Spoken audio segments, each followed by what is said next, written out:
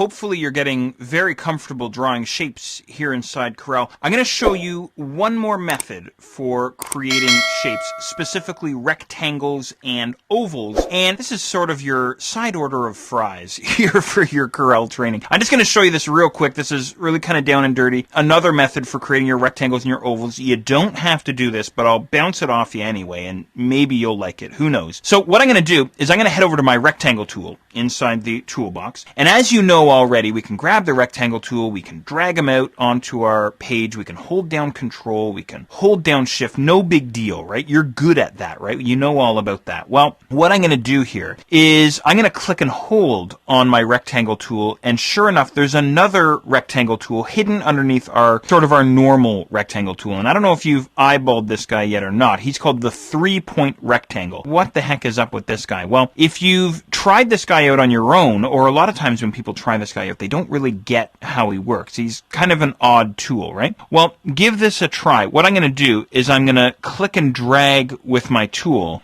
and I get this line that's sort of connected to my cursor. It's connected from the cursor back to the starting point of my object, right? So maybe something like this, right? Maybe I'll stop about there. And then when I let go of my mouse, this is where it gets kind of weird, and I'm just going to move my mouse, and I actually drag out a rectangle, something like this. And then I'll just single click once again to finish the object. Now, did you get that? Did you get that to work on your side? Let me do that one more time for you. So I still have the 3-point rectangle selected inside the toolbox. I'll bring my cursor over onto my page, click and drag with the tool. Now you can click and drag in any direction. It doesn't really matter. You could go up and down, you could go left and right, you could go on an angle, really whatever you want. So maybe I'll drag out, maybe somewhere to there, right? And then I'm still holding down my mouse, by the way, as I'm dragging out here. And then I'm going to let go of my mouse.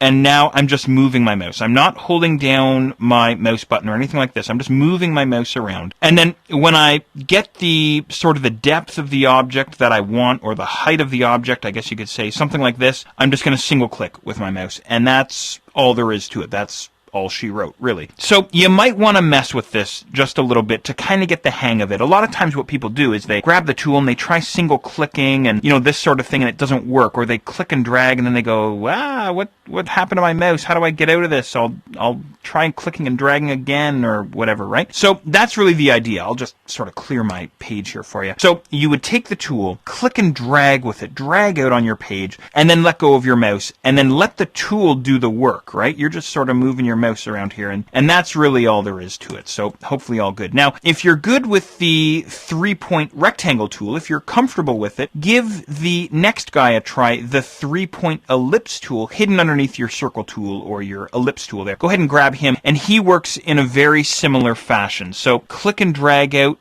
with your mouse, let go of your mouse, and then just move your mouse, and sure enough, you get yourself an oval there, which is kind of cool, kind of bizarre. So one more time there, just click and drag with your tool, let go of your mouse, and then when you're happy with the shape you got, single click to lock that shape in. Now, what's interesting to note as well, whether you're drawing with the 3-point rectangle tool or the 3-point ellipse tool, is your options across the top of your screen on that property bar are the same as the properties that we saw earlier when we were drawing normal ovals and rectangles and squares and circles, right? So there's your X and Y, your width and height, the angle, remember that pi option that we had earlier, and all the rest of it. And you'll find with the rectangle tool, the 3-point rectangle tool, that is, same settings across the top. So it's just a different way to create your ovals and your squares and your rectangles and your circles.